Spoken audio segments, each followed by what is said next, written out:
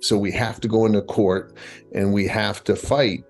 And so far, we're getting little victories here and there, and hopefully this Ripple case will be a big victory, I hope.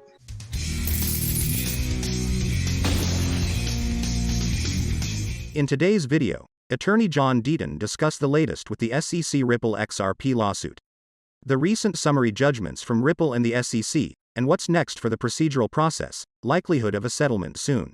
All of a sudden, they're repeating, the CEO is repeating the talking points of Elizabeth Warren and Gary Gensler. What is your take on here? Something smells fishy. It seems like a potential plant by Gary Gensler and Elizabeth Warren. Well, you and I are going to be called conspiracy theorists. Right? Because it's absolutely a plant. When you think of Promethean, think of a vending machine with nothing in it. It's a vending machine, and you can't get a candy bar, you can't get some crackers, you can't get some chips. There's nothing in it. That's Promethean, right? 75% of the market is Bitcoin and ETH. Can't trade it on their platform. So what's the point, right? And so you think of that, and then that the CEO wrote a letter in April of 2021 that said, we need new laws on crypto. We need this, we need that. And today he says, it's been very clear from the beginning, and he issues those talking points that you were talking about. So you tell me, what's that mean? It means he got paid off. It means he cut a deal. He was the Democrats' witness for a reason. And I hate talking politics because XRP holders, we're Republicans, we're Democrats, we're independents, you know what I mean? But Elizabeth Warren chose to go anti-crypto for a reason. Like, her platform for re-election is anti-crypto.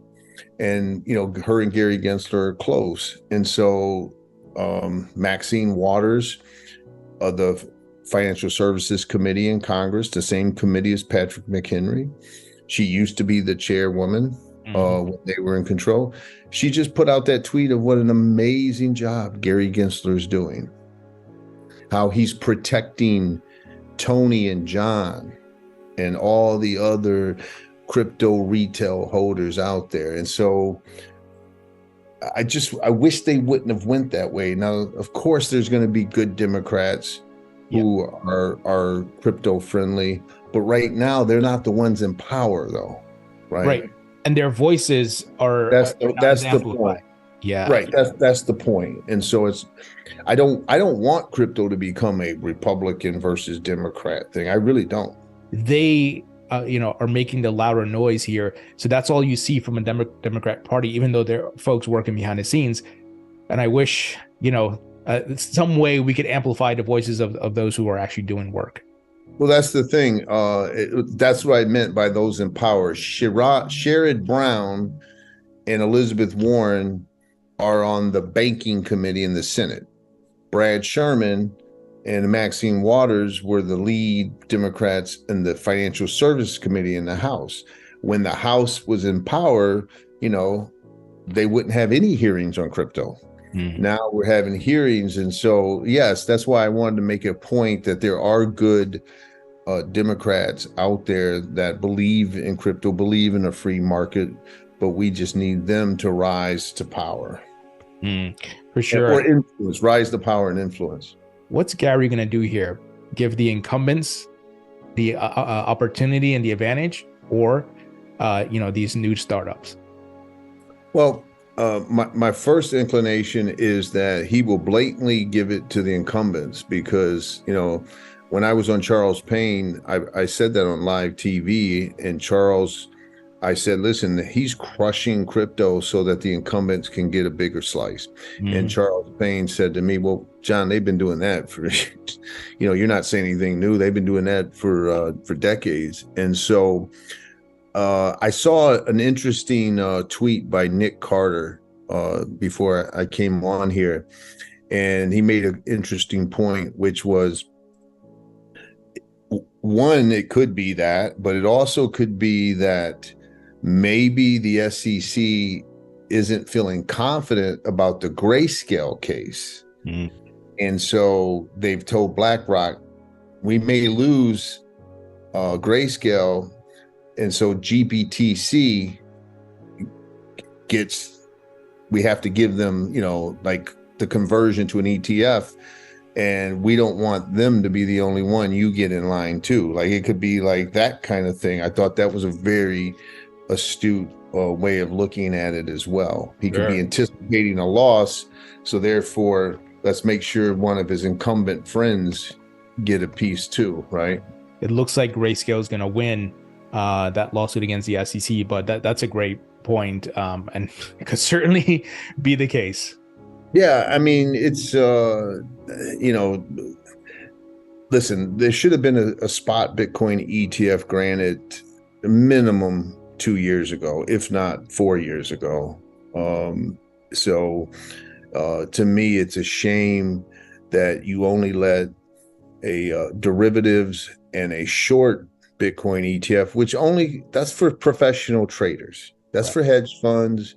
That's for the BlackRocks, right? But, Joe Schmo mechanic who just wants to, put $100 in Bitcoin once a month because that's all he can afford. So he gets a little exposure to it in an ETF. I mean, he's shit out of luck.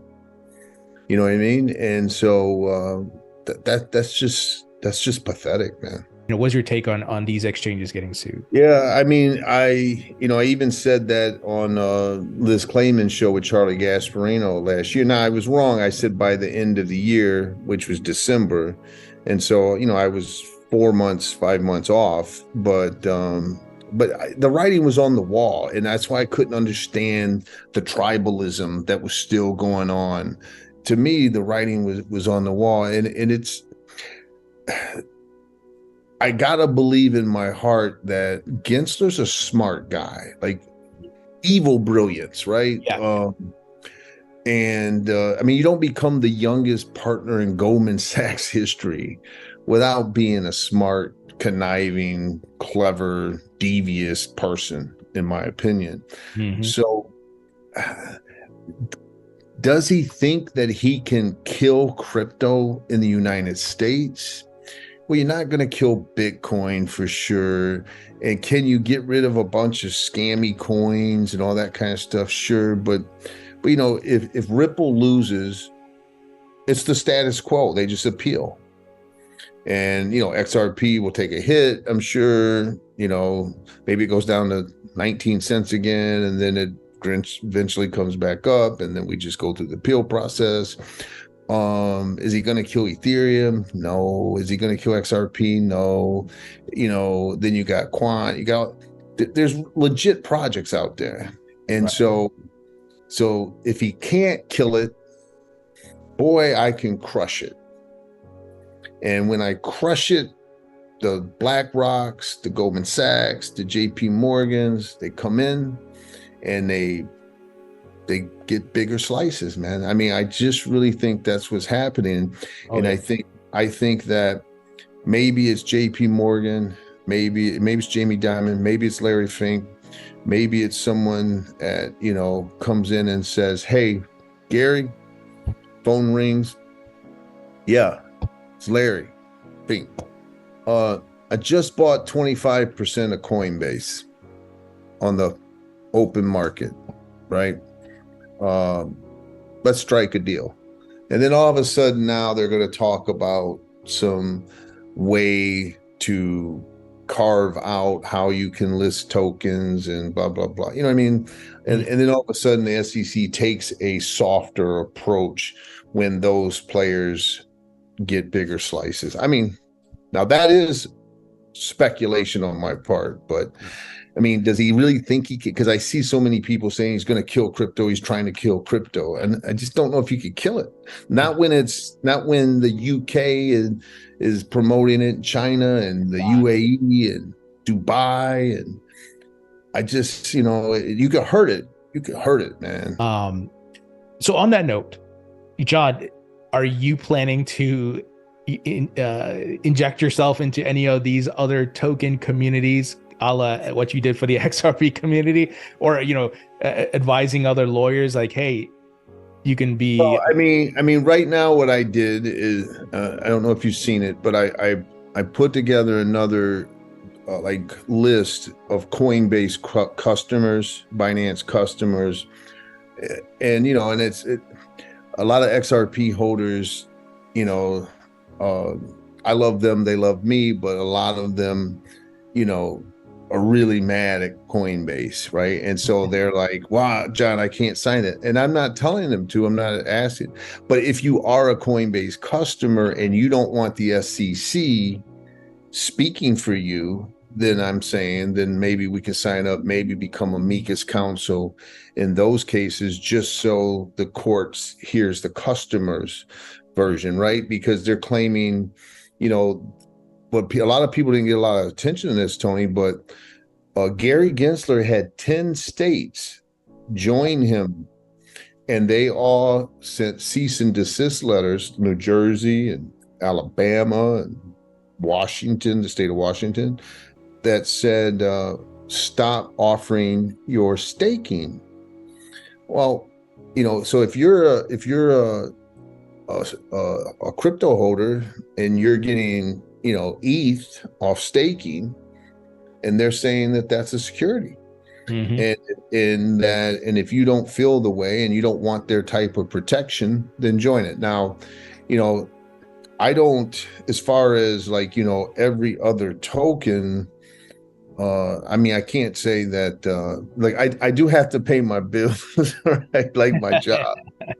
And so I have clients, so I can't dedicate everything, but I'm going to do, listen, I didn't own library credits. I still don't own library credits, but I got involved because I believe in this.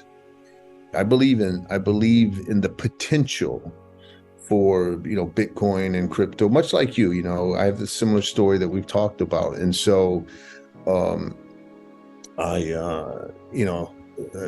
care about it. So I'm going to stay as involved in fighting as I can. I mean, when I first read Bitcoin, Tony, when I first read about peer-to-peer, my mother was on, I grew up on welfare and food stamps and a single mom in one of the worst cities in America, in this inner city of Detroit, Michigan.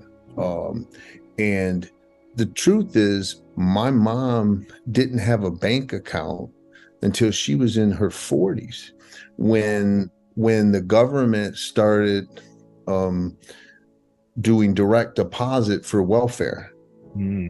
Right. And so my mom would go, there's a reason there's a check cashing in the hood.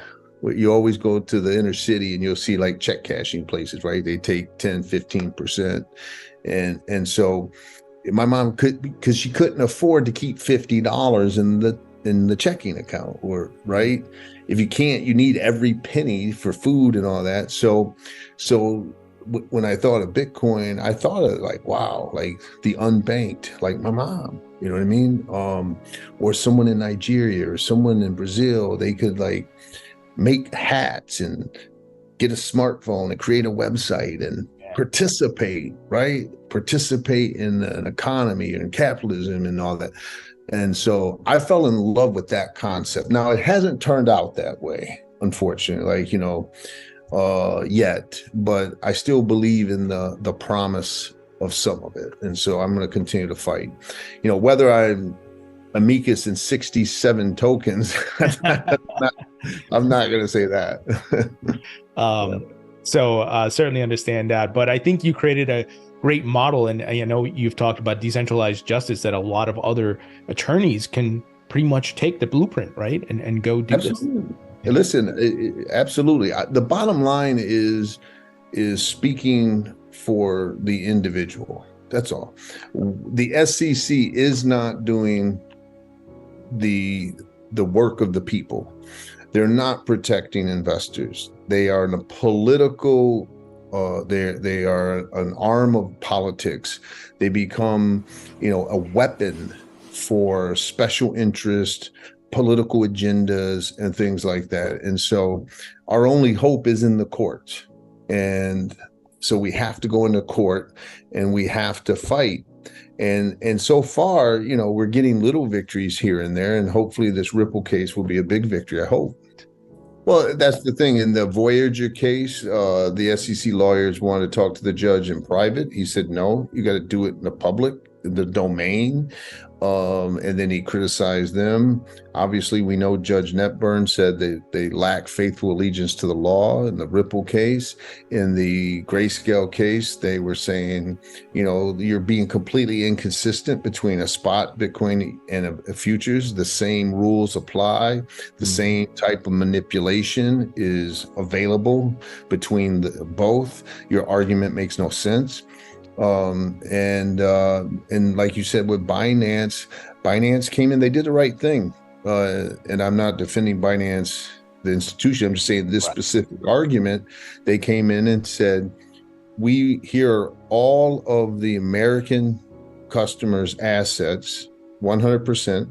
Here's the private keys. We're handing it to you, government. So we can't move the money. So you forever have it. But don't freeze us, because then we can't make payroll. Right. And would the SEC say that? No, not good enough.